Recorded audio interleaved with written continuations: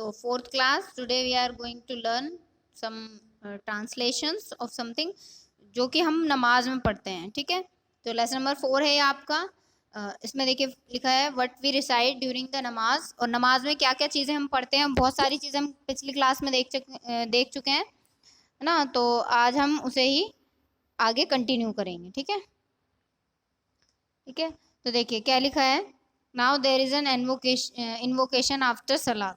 तो नमाज के बाद एक इन्वोकेशन मतलब एक दुआ आप बोल लीजिए, वो पढ़नी होती है, जिसमें कि लिखा है अल्लाहुम्मा अंतस सलामु व मिनकस सलामु तबारकता या जल जलाली वल इकराम.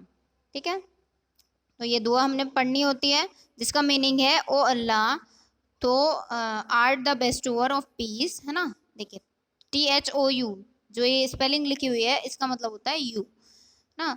तो अल्लाह ही है जो बेस्टोवर यानी देने वाला है. क्या? पीस. पीस मतलब शांति, तो अल्लाह ही शांति देने वाला है सबको. एंड पीस फ्लोज फ्रॉम ती माने क्या होता है, इसका मतलब भी यू होता है.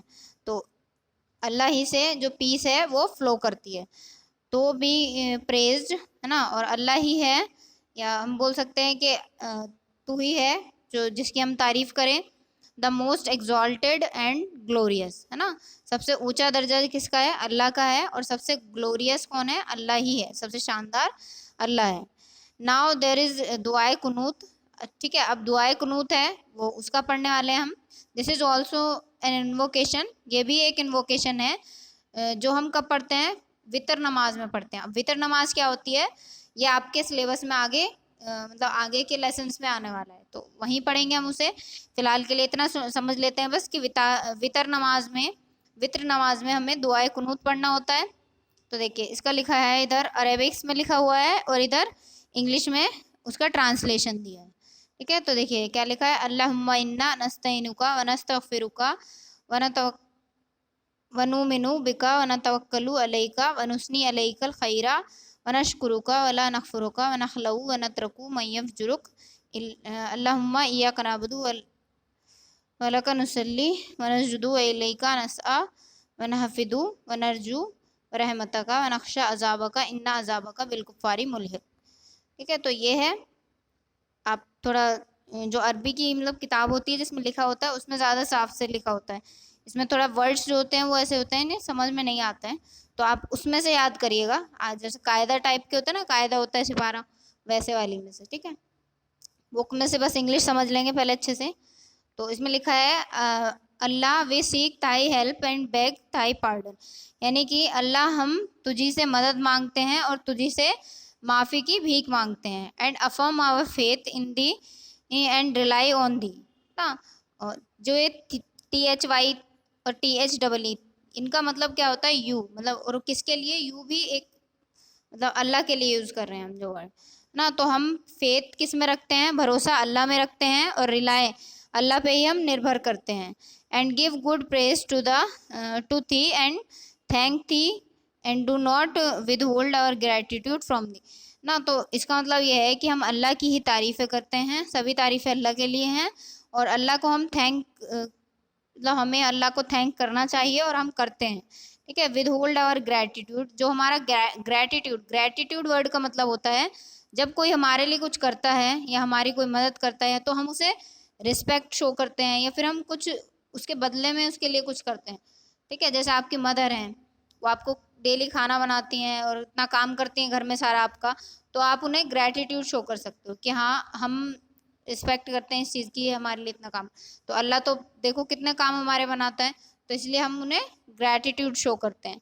And leave and forsake him who disobeys thee, है ना. और उन लोगों की मगफिरत हो जाए ऐसा दुआ करते हैं कि जो डिसोबे करते हैं अल्लाह को.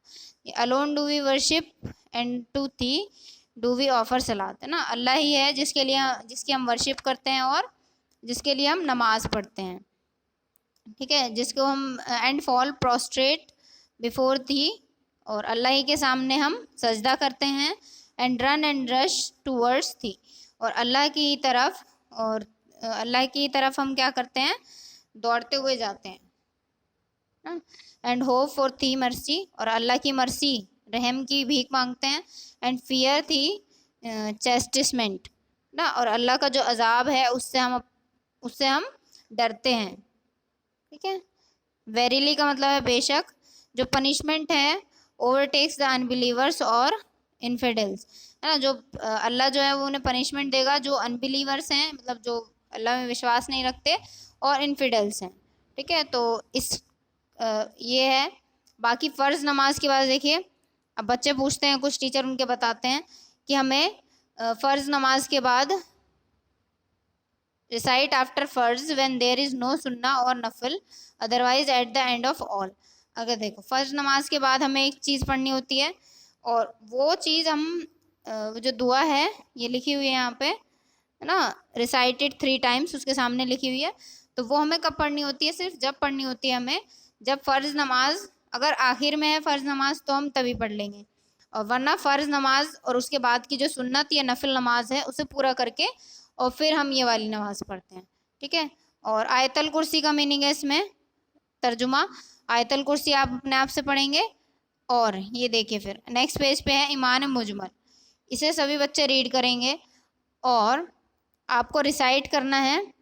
जो वॉइस मैसेज आप भेजेंगे, क्योंकि इस लेसन में भी क्वेश्चन आंसर नहीं है आपके, तो आपको दुआए कुनूत रिसाइट करते हुए, याद तो खैर होने में थोड़ा टाइम लगेगा, तो याद आप कर लेंगे, याद करने की कोशिश करेंगे, और मतलब पढ़ के इसे वॉइस रिकॉर्ड करके भेजेंगे सभी बच्चे। और जिनका काम कंप्लीट नहीं है लेसन नंबर 1 और 2, ठीक है, क्योंकि 3 और 4 में तो ये नमाज का है, तो 1 और 2 जिन जिन का कंप्लीट नहीं है, या जिन जिन लेसन में क्वेश्चन आंसर हैं अभी तक जिनका कंप्लीट नहीं है वो कंप्लीट कर लेंगे, क्योंकि अगर कंप्लीट नहीं करेंगे आप तो एग्ज़ाम में नहीं बैठने दिया जाएगा जब तक कॉपी नहीं चेक करवाओगे। ठीक है। तो ध्यान रखेंगे और ये लेसन रीड करेंगे अच्छे से। ठीक है।